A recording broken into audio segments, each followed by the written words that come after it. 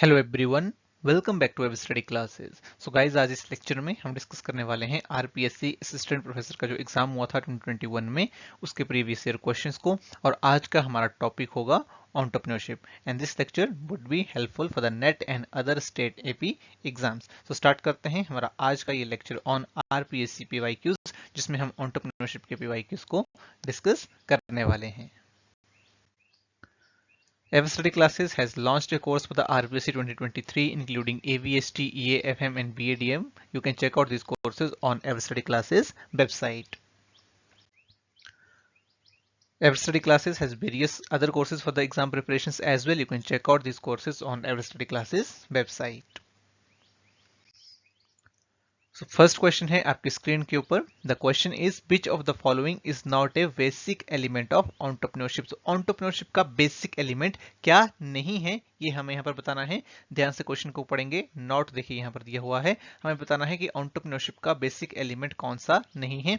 चार ऑप्शंस हमारे पास हैं. सबसे पहले है देखिए invention, second is innovation, third is duplication and fourth is adaptation. Right. तो देखिए इस क्वेश्चन का हमारा राइट आंसर यहाँ पर बन जाएगा option number 3 which is duplication. तो देखिए इन्वेंशन भी एंटरप्रेन्योरशिप का पार्ट है, क्योंकि कहीं ना कहीं किसी ना किसी चीज को एंटरप्रेन्योर्स इन्वेंट करते हैं, वो इनोवेट भी करते हैं, वो एडेप्ट भी करते हैं. राइट. जो भी नई चीजें आ रही होती हैं, न्यू टेक्नोलॉजीज आती हैं, उसको एक एंटरप्रेन्योर एडेप्ट भी करता है. But duplication is not a part of entrepreneurship, it is not a basic element of entrepreneurship. तो इसलिए हमारा जो राइट आंसर हो जाएगा that will B option number 3. और अगर हम बात करें एंटरप्रेन्योरशिप के एलिमेंट्स की, तो उसमें हमारे पास आता है innovation, risk taking, passion, persistence, vision, leadership and flexibility. Next question is which of the following is true statement that entrepreneurship plays in the economic development of an economy. So हमें यहाँ पर बताना है कि entrepreneurship जो है वो किस तरह से एक important role play करती है in the economic development. Right. कुछ statements हमारे पास यहाँ पर दी गई हैं. पहली statement है it provides immediate large scale employment. देखिए बिल्कुल सही बात है. इमीडिएट बेसिस के ऊपर एम्प्लॉयमेंट प्रोवाइड करती है. एंटरप्रेन्योरशिप एम्प्लॉयमेंट अपॉर्चुनिटीज एक इकोनॉमी में जनरेट होती हैं. It helps to promote balanced regional development. So क्या बैलेंस्ड रीजनल डेवलपमेंट होती है एंटरप्रेन्योरशिप की वजह से? यस, होती है. So second is also true.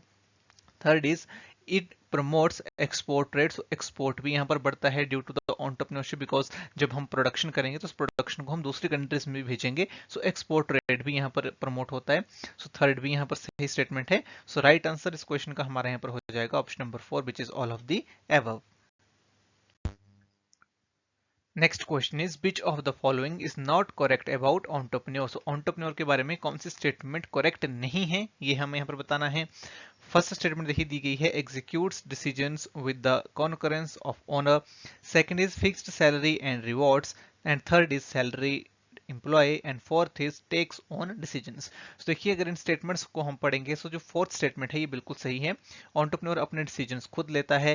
पहली स्टेटमेंट हमारी देखिए सही नहीं होगी, बिकॉज जो एंटरप्रेन्योर है वो डिसीजंस को एग्जीक्यूट करता है इंडिपेंडेंटली, वो इंडिपेंडेंटली डिसीजंस लेता है. फिक्स्ड सैलरी भी एंटरप्रेन्योर को नहीं मिलती है, सैलरीड एम्प्लॉय भी एक एंटरप्रेन्योर नहीं होता है. तो देखिए पहली तीनों स्टेटमेंट्स ही हमारी यहाँ पर गलत हो जाएंगी. तो पहली तीनों स्टेटमेंट हमारी गलत हो जाएंगी.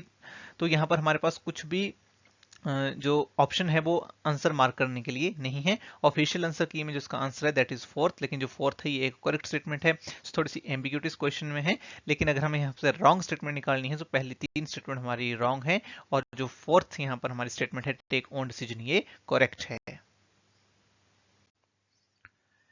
Next question is arrange the entrepreneurial process according to Nijmegen and New in right order. देखिए Nijmegen and New ने एक प्रोसेस दी एंटरप्रेन्योरशिप की, एंटरप्रेन्योरियल प्रोसेस इन्होंने दी. हमें उस एंटरप्रेन्योरियल प्रोसेस के हिसाब से जो स्टेप्स दिए गए हैं क्वेश्चन में उन्हें सीक्वेंस में लगाना है. तो जो स्टेप्स हमें यहाँ पर दिए गए हैं वो हैं develop a business plan, second is identify and evaluate opportunity, third is start and manage the business and fourth is determine the resource required. देखिए सबसे पहला स्टेप क्या होता है एंटरप्रेन्योरशिप में? The first step is the identify and evaluate opportunity, तो सबसे पहले हमारे पास आ जाएगा बी। तो सबसे पहला जो हमारा स्टेप होगा दैट विल बी बी। सबसे पहले एक एंटरप्रेन्योर अपॉर्चुनिटी को आइडेंटिफाई करेगा और उसको इवेल्युएट करेगा। सेकंड हमारा स्टेप आएगा जब आपके पास अपॉर्चुनिटी आ गई है, आपने उसको इवेल्युएट कर लिया, अब आप उसका बिजनेस प्लान बनाओगे, राइट। बिजनेस प्लान जब आपने बना लिया उसके बाद आप डिटरमाइन करोगे कि कौन कौन से रिसोर्सेज जो है मुझे चाहिए, किस टाइप के रिसोर्सेज की मुझे जरूरत पड़ेगी मेरे बिजनेस को रन करने के लिए। और जब आपको रिसोर्सेज भी मिल जाएंगे उसके बाद you will start the business and you will manage the business, so then the option number C will be there. So हमारी जो राइट सीक्वेंस यहाँ पर होगी that will be B A D C, जो दी गई है ऑप्शन नंबर 2 में। सो राइट आंसर इस क्वेश्चन का हमारा हो जाएगा option number 2। Next question is which of the following is a component of e commerce. तो ई कॉमर्स का कंपोनेंट कौन सा है ये हमें यहाँ पर बताना है।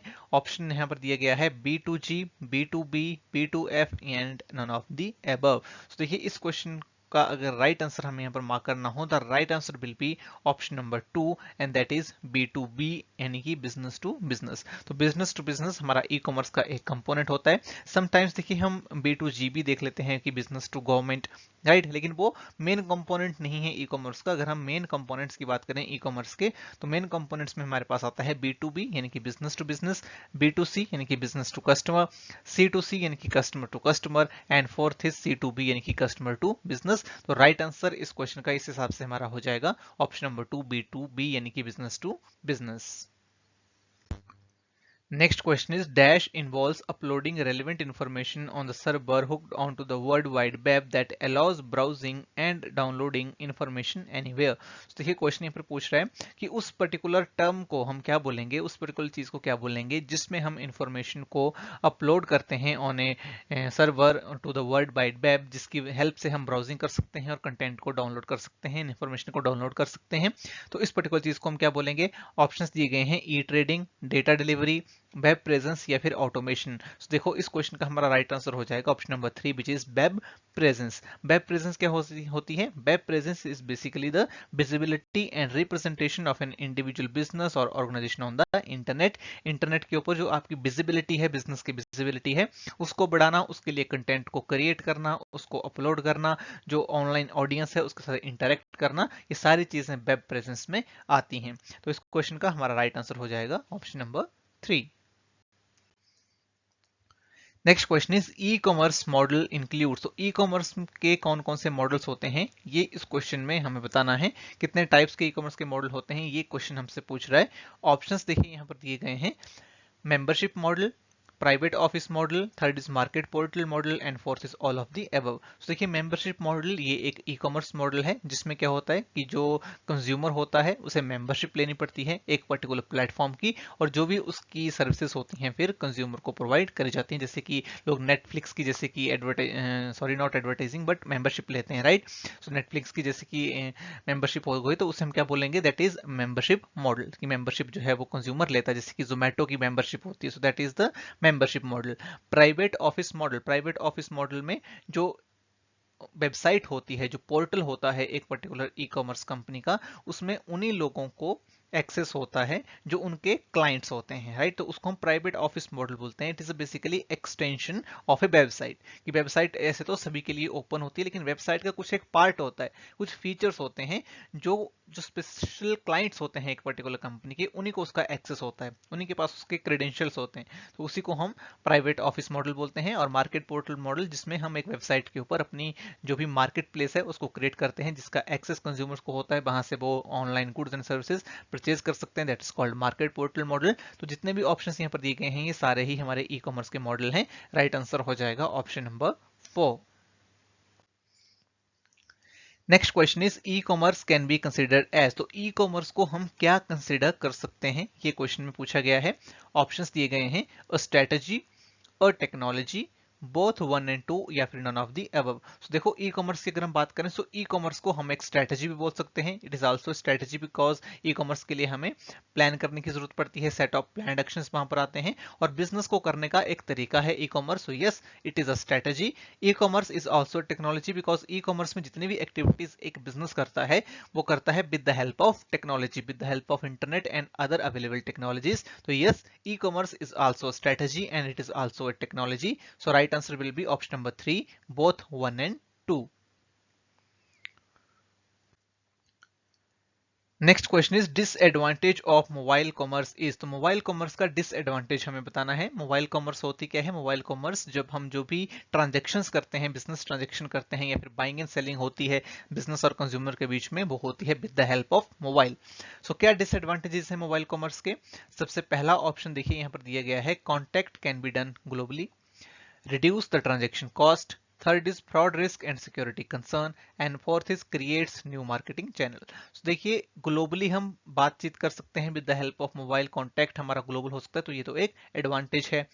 ट्रांजैक्शन कॉस्ट रिड्यूस हो जाती है, ये भी एक एडवांटेज है। नया मार्केट चैनल मिल जाता है एक पर्टिकुलर कंपनी को, ये भी इसका एक एडवांटेज है। लेकिन मोबाइल की वजह से जो फ्रॉड का रिस्क है वो भी बढ़ जाता है, सिक्योरिटी कंसर्न्स आते हैं, प्राइवेसी कंसर्न्स आते हैं, तो ये एडवांटेज नहीं है। This will be the disadvantage of mobile commerce. So right answer will be option number 3। इसके अलावा क्या क्या डिसएडवांटेज हो सकते हैं एम कॉमर्स के? सो देखिए लिमिटेड स्क्रीन साइज है और रिड्यूस्ड यूजर एक्सपीरियंस यहाँ पर हो सकता है, right.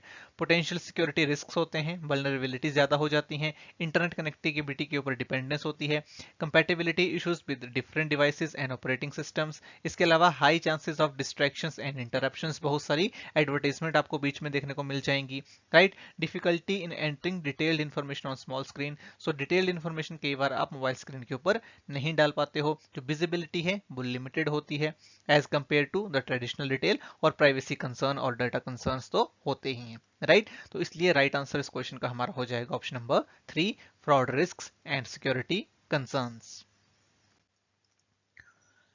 Next question is the most suitable type of entrepreneur for a developing economy like India is। तो इंडिया जो हमारी डेवलपिंग इकोनॉमी है उसके लिए मोस्ट सुटेबल एंटरप्रेन्योर कौन होगा, ये यहाँ पर देखिए पूछा जा रहा है। सो पहला ऑप्शन है Fabian, second is imitative, third is drone and fourth is innovative. तो देखिए इस क्वेश्चन का जो राइट आंसर है हमारा that is option number 2, imitative entrepreneur. तो देखिए यहाँ पर एक आप डिबेट भी कर सकते हो, क्वेश्चन भी उठा सकते हो कि इनोवेटिव क्यों नहीं, इनोवेटिव डेवलपिंग इकोनॉमी के लिए जरूरी क्यों नहीं है? लेकिन देखिए जरूरी तो है, लेकिन एक डेवलपिंग कंट्री में क्या होता है कि कई बार रिसोर्सेस हमारे पास उतने नहीं होते हैं जितने एक डेवलप्ड कंट्री के पास होते हैं, राइट। तो इसलिए इमिटेटिव जो एंटरप्रेन्योर है वो आइडियल हो जाएगा एक डेवलपिंग इकोनॉमी के लिए। इमिटेटिव एंटरप्रेन्योर कौन एंटरप्रेन्योर होता है?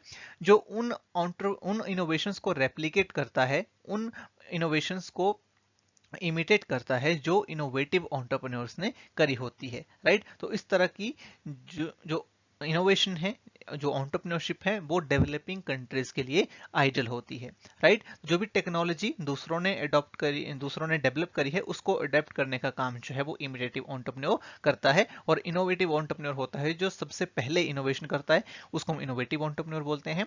फेवियन एंटरप्रेन्योर वो होता है जो पुराने सिस्टम के हिसाब से चलता है, वो तब तक चेंज नहीं करता जब तक चेंज करना जरूरी ना हो जाए।